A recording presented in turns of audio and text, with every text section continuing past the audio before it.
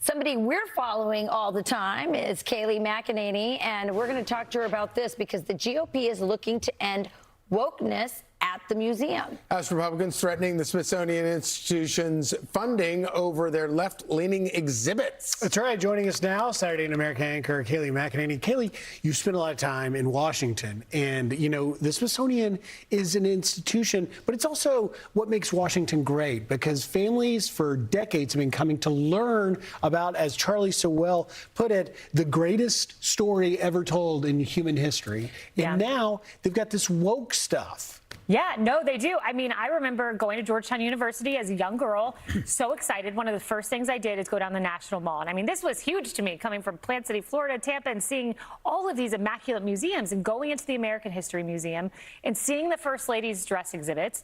And now, you know, it's been many years since I went. I didn't go back as press secretary, but my colleague, former colleague Vince Haley, who's now leading this effort, put together this report.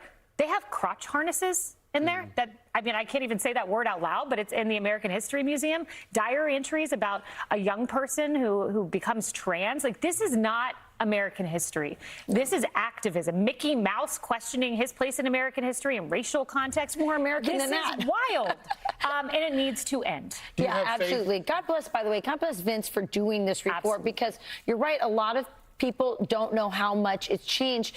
One of the purposes of a museum, and one of the reasons we spend $1 billion, is to unify us and to make us proud of our country and our history. It's the opposite. It's the opposite, and it's ahistorical. He takes you through, and I don't have it right in front of me, but our founding fathers, how they are left out in large part of some of the major moments in history, trying to wipe away the people who made America great. Christianity, that's another target of the museum. Of course. So all of these principles, and God was very much the foundation of our country. Charlie Kirk gives a great speech on that I go back and watch and reference. All of that, wiping away the foundation of America, changing history. And remember, the New York Times endeavored to do that, a New York Times writer as well, but we won't be doing that at the Smithsonian. Well, and of course, all of this goes hand in hand with the crumbling of basic education in America. And it really does kind of start to make you think that, you know, if you think that there's not intention behind this.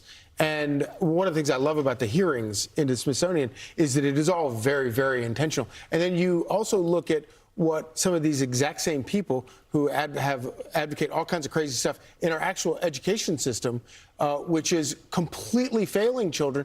And if you don't teach children to read and don't teach them basic education, they can't pick up a history book and actually read what is actually in history. They have to take their word for it. Yeah, no doubt about it.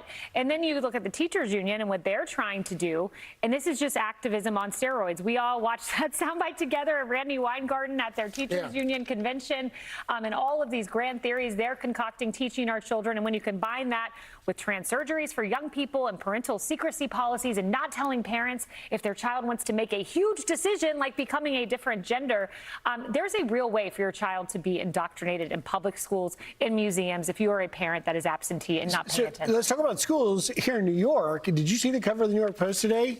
Why can't our kids read? And it's spelled, obviously, with the intention of pointing out the fact that these teachers' unions in Albany, less than half of elementary kids pass English tests. It's crazy. 57% of third graders can't pass English. What is that? Like, at what point, how did we get here? Or why does Randy Garden still have a job? Yeah, it's a great question. Look, if I'm Zora Mamdani and I wake up and see that headline, and it is my job and desire to level the playing field among people in this country, the first thing I would do is say, where is education a success?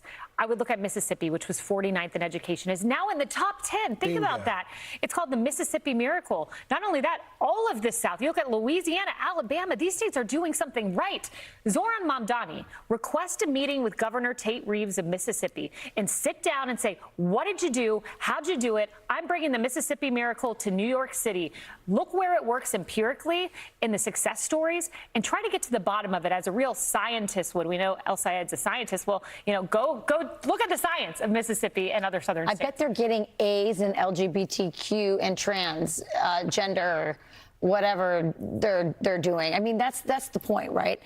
That's what they care about. That's what Mamdani and his group care about. They care about separating children from their parents' values. And if you can do that, if you can use the school system, the 8 hours that they're there, to confuse them and remove them from the values of their parents, the Christian values of their parents, you can turn them into little activists. And that's really the purpose of this. Rachel, one of the most shocking stories I think I've covered this year was a New York City public school where the parents went to their child's performance. And you go and you think, oh, I'm going to see a great performance about the country.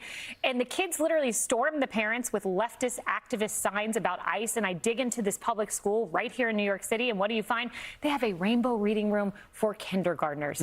I have a kindergartner. She is not thinking about sexual orientation and relationships. But when you are pushing that on a child, it is so deeply destructive, I would venture to say demonic, to push these issues on a 5-year-old. Child abuse. So what else is coming up in Sunday in America? Saturday in America. It's not Sunday yet. Sunday. It's Charlie, you're skipping ahead. We'll talk to Vice President J.D. Vance. Very excited about that. Bernie wants James Carville to leave the party, so we will ask Mr. Carville what he thinks about that. Nice. Ralph Norman, the big primary coming up. Brian Urlacher, Chicago Cubs NFL player, of course, Hall of Famer. Very excited to talk to him, among many others. Oh, and my former colleague, Rob Redfield. He was CDC director. We had some conversations with Fauci in the Situation Room. We'll get into it. Oh, fascinating. Watch Saturday in America. It's today. It's right after the show. Yes, All right. thanks so much. We'll be Appreciate watching. it. Thanks, Kayleigh. Thank Great you. stuff. Thanks. Be sure to like and subscribe for all the Fox News latest on YouTube and catch full shows streaming now on Fox One.